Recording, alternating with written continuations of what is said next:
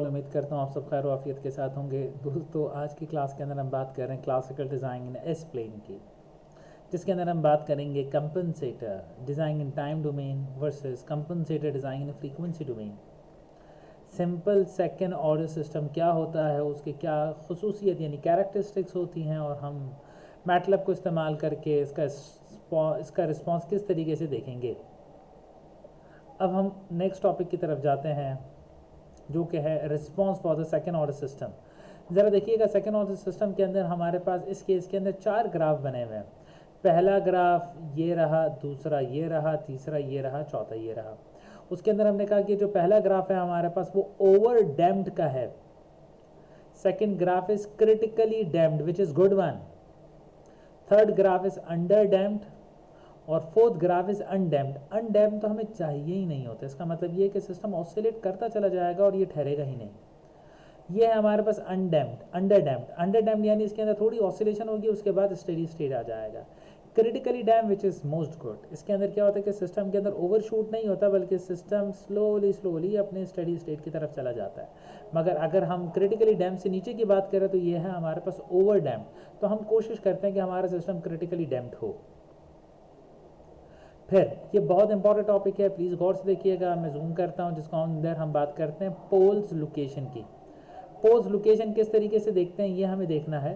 Poles location के लिए हमने सबसे पहले ये देखा कि लेट से ये जो हमारे पास क्रॉस बना हुआ है ये हमारे पास पोल्स को रिप्रेजेंट करते हैं। ये हमारे पास पोल्स को रिप्रेजेंट, प्लीज़ देखिएगा हमारे पास ये सिस्टम पहला जो है वो है हमारे पास अनडैम्प्ड का सिस्टम। अनडैम्प्ड का मतलब ऑसिलेशन होती चली जाएगी। इसके लिए हमने ये देखा कि ये जो क्रॉस है जिसको हम कहेंगे अब से पोल, ये पोल की लोकेशन क्या है। अगर ये पोल की लोकेशन वाई एक्सिस, जो कि इस केस में जे ओमेगा यानी जिसको हम इमेजनरी कहते हैं, उस पर है। अगर पोल हमारे सिस्टम के इमेजनरी एक्सिस पे आ जाएं तो सिस्टम का जो रिस्पांस निकल के आएगा वो आएगा अनडैम्प्ड, यानी सिस्टम ऑसिलेट होता ही रहेगा।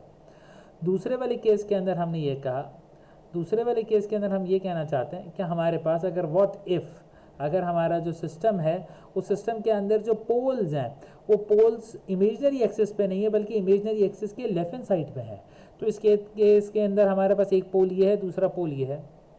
जब हम इन पोल्स को जब अपने सिस्टम पे प्लॉट करते हैं तो हमारा जो सिस्टम आता है वो आता है अंडर डैम्प्ड, यानी थोड़ा सा ओवरशूट होगा। अगर हम इन पोल्स को वाई एक्स एक्सिस के नज़दीक यानी सिग्मा एक्सिस के नज़दीक तर ले आएँ, आप देख सकते हैं दोनों पोल एक दूसरे से नज़दीक है, और इवन एक पोल तो हमारे पास एक्स एक्सिस पे लाई करता है जो कि left hand side to the Y plane है, यानी ये वाला हिस्सा।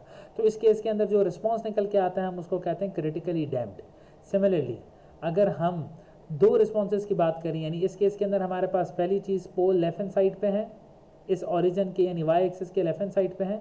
दोनों पोल हमारे पास एक्स एक्सिस पे लाई करते हैं, मगर इन पोल्स के दरमियान डिस्टेंस थोड़ा सा ज़्यादा है। तो इस केस के अंदर जब हम इसका आउटपुट के अंदर ग्राफ निकाल के देते हैं तो हमारे पास आउटपुट जो ग्राफ आता है वो आता है ओवर डैम्प्ड। इन जनरल अगर मैं आपको समझाऊं तो ये याद रखिएगा कि जब भी हमारे पोल्स वाई एक्सिस पे आ जाएं तो इस केस के अंदर हमारा सिस्टम होता है अनडैम्प्ड, यानी ऑसिलेशन होती रहेगी। क्रिटिकली डैम्प्ड कब होगा, जब हमारे पास पोल्स एक्स एक्सिस से नज़दीक हों। What if about this which is known as under damped. इसके अंदर देख सकते हैं आप, जैसे जैसे ये पोल्स एक्स एक्सिस के नज़दीक आएंगे तो हमारा सिस्टम अंडर डैम्प्ड से क्रिटिकली डैम्प्ड की तरफ चला जाएगा। मगर इसके साथ साथ क्या ये भी तो मुमकिन है कि हमारे पास दोनों पोल एक्स एक्सिस पे ही हैं मगर ये दोनों पोल आप आ रहे हैं, थोड़े से डिस्टेंस पे हैं, तो इस केस के अंदर जो आउटपुट निकल के आया जिसको हमने कहा था ओवर डैम्प्ड। अब ज़रा देखिएगा इस वाले फैक्टर्स के अंदर आप देख सकते हैं बार बार एक ट्यूनिंग फैक्टर है जिसको हम सिग्मा टाइप कहते हैं, ये वाला फैक्टर। इन फैक्टर्स ये सिग्मा की वैल्यूज़ चेंज होती है तो ये आउटपुट की वैल्यूज़ चेंज, यानी स्टेप रिस्पॉन्स का आउटपुट चेंज होने लगता है।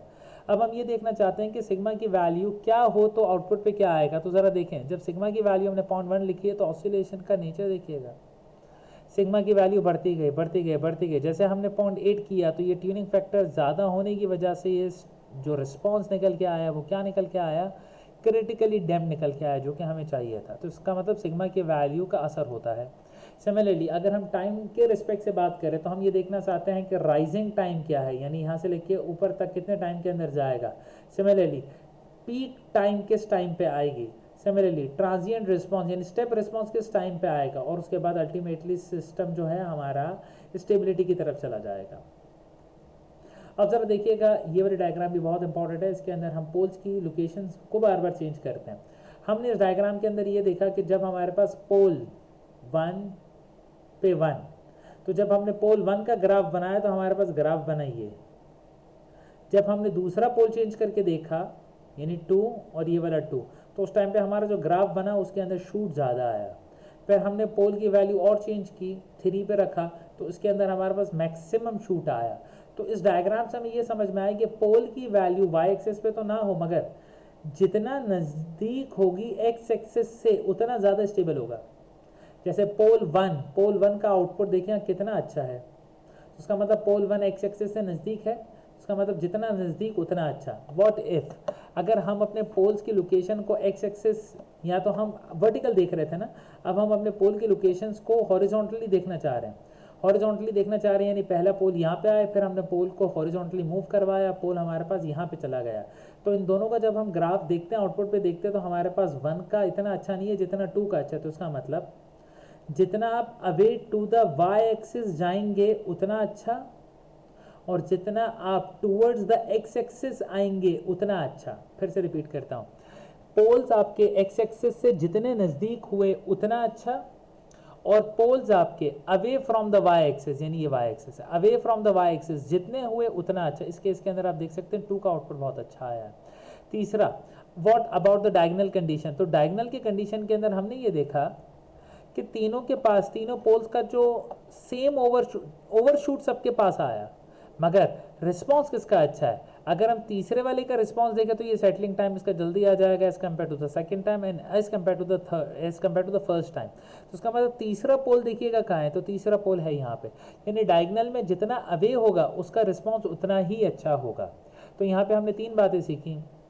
एक तो बात ये हमने सीखी कि यहाँ पे हमारे पास पोल जितने ज़्यादा एक्स एक्सिस के नज़दीक होंगे उतना स्टेबल होगा, पोल जितने ज़्यादा away from the Y axis होंगे उतना नज़दीक उतना अच्छा रिस्पांस निकल के आएगा, और डायगोनल में जितना अवे होगा उतना अच्छा रिस्पांस निकल के आएगा।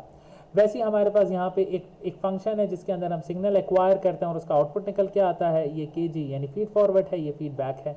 हमने जैसे लास्ट के लेक्चर्स के अंदर ये देखा था कि हमारे पास इनपुट आर ऑफ एस है और आउटपुट के अंदर सी ऑफ एस है। जब हम इसके ट्रांसफ़र फंक्शन यानी गेन की बात करते थे तो वो क्या आता था, जो ऊपर फीड फॉरवर्ड है वो केजी के साथ लिखा जाता था, और डिनोमिनेटर के अंदर केजी यानी feed forward multiply by feedback, और इन दोनों को मल्टीप्लाई करने के साथ इसके साथ +1 में आ जाता था। तो ये हमने लास्ट क्लास के अंदर किया था, और ये हमने आज की क्लास के अंदर किया है, और नेक्स्ट क्लास के अंदर हम ये देखेंगे एग्जाम्पल नंबर 1 और इसका आउटपुट क्या आएगा और किस तरीके से आता है। उम्मीद करता हूँ आपको मेरा ये लेक्चर समझ आया होगा। Thank you very much.